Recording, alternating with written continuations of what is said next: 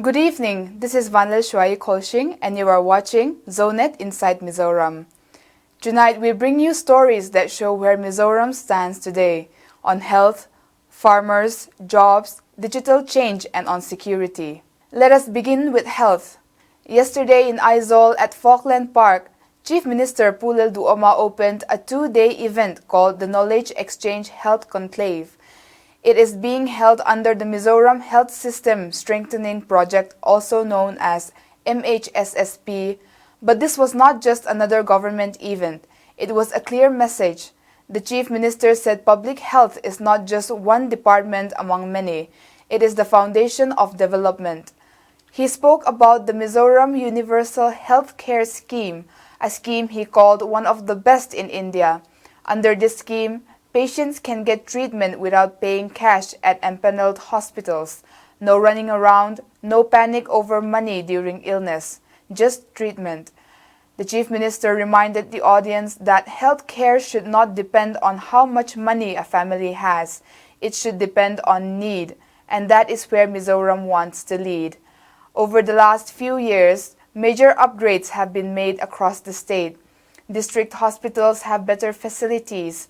Community health centers are stronger. Primary health centers are better equipped.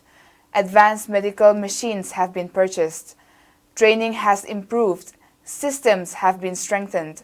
This project is supported by the World Bank and the central government.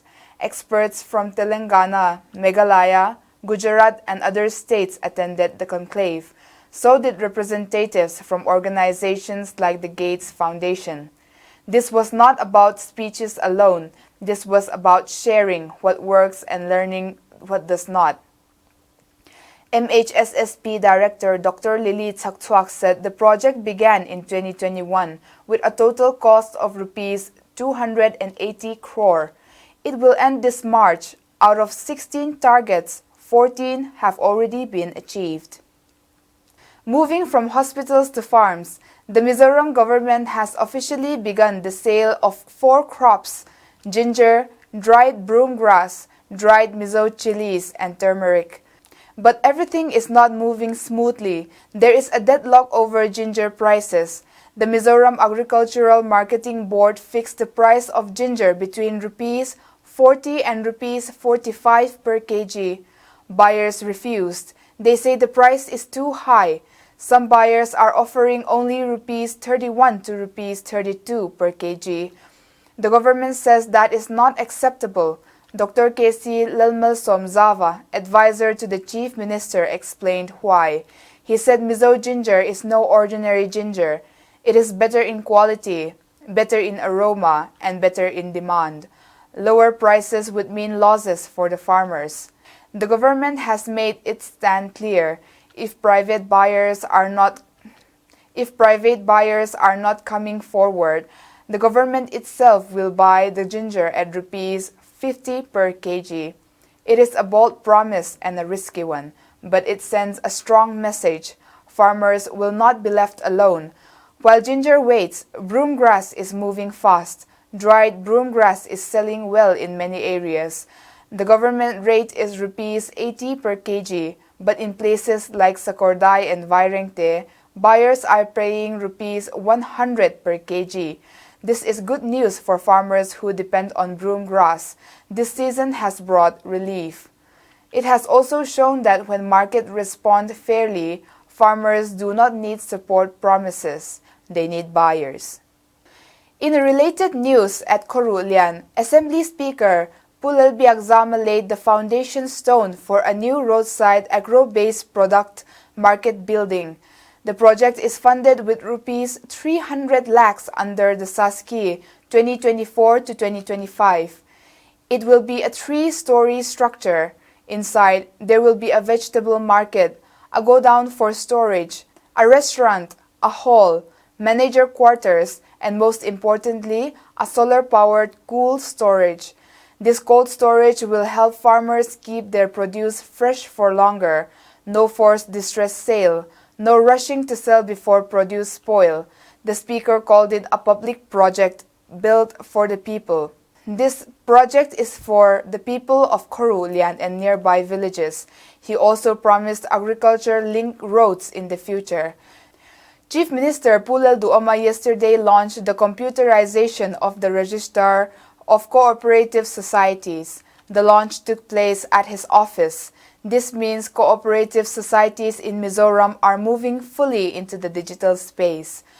The Chief Minister said he wants Mizoram to lead India in a digital service. Over the last 2 years, more than 20 online service portals have been created. The aim is simple: less paperwork, less delay, less need to visit offices. Cooperation Minister Pu P.C. Vanlalruata said this department may now be the first fully computerized office in the state. The project covers the Aizol head office and all district cooperative offices. This means societies can file papers, access services, and manage records online. For people in remote areas, this change matters. It saves time, it saves money, and it reduces dependence. Now to employment. Minister Pulel King Lavamar announced that the LESDE CUD will be held at Aizol Lamwal from February 10th to February 14th. This is more than a festival. It is designed as a meeting point for job seekers, for entrepreneurs, for training institutes, for government agencies. The aim is to connect skills with jobs. Local products will be showcased. New technologies will be introduced. Entrepreneurs will get exposure. For job seekers, this is a one-stop solution. Career guidance will be available. Skill training under PMKVY will be explored. Job placements will be facilitated. People can apply for employment cards. Register with the Building and Other Construction Worker Welfare Board. Information about ITI courses in Lunglei and Siaha and Aizol will also be available. In a state with young population, skill development is not optional, it is urgent. Now we turn to a darker but necessary story. At yesterday morning, around 5 a.m., Tingsai Police at the Terlun Bethlehem branch, YMA carried out a joint operation. They acted on a tip-off. A car was stopped at the junction leading to New Ngartip from Terlun. Inside the vehicle, officers found 8 frames of suspected heroin. 2 people were arrested. One is Lil Eng Moya, 47, from Sertip P&E Veng. The other is Lil Tanhima, 21, from New Sertip Veng Lai. Their vehicle and mobile phones were seized. They have been charged under the ND and PS Act. Both were produced before the Lunglei District Chief Judicial Magistrate Court today. Mizoram's geography makes it both a front line and a funnel. Sharing a porous border with Myanmar, the state has repeatedly emerged as a transit point for drugs and illegal substances entering India. Investigations and studies reveal a crucial detail. Most of these condiments were not meant for Mizoram. The state is being used as a gateway, a corridor to push narcotics deeper into the country. For years, Mizoram has been fighting a battle with no clear finish line. This is not just a law and order issue handled by the security forces alone. It is a people's fight. Local communities, civil society groups and NGOs have stepped in alongside enforcement agencies to resist the drug trade. Yet the challenge persists. Complex, relentless, and fueled by cross-border networks. Mizoram stands firm, but the war against trafficking is far from over. Now an important update on language and technology. The Mizo Language Development Board has signed a Memorandum of Understanding with Lush AI Technologies and Consulting Private Limited to strengthen the Mizo language in digital spaces. The agreement was signed at the MLDB Secretary's office by MLDB Secretary Lalsang Puya and Lush AI Tech CEO Lom Nakima.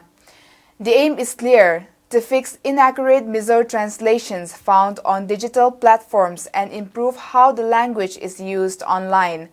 The partnership will work on refining digital translations, updating Mizo vocabulary for modern use, and reviewing existing language data to ensure correct grammar and meaning.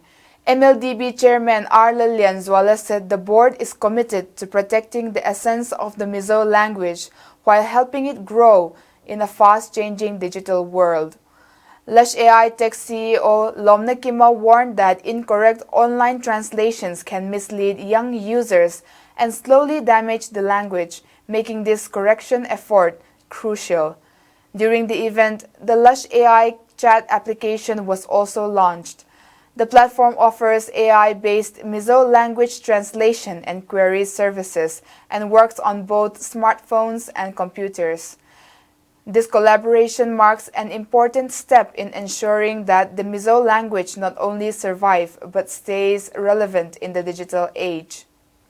Tonight's stories show Mizoram in transition, building hospitals, supporting farmers and creating markets, fighting drugs, going digital and training youth, and through all this process, protecting local interests. That is all for tonight. Thank you for watching. Good night.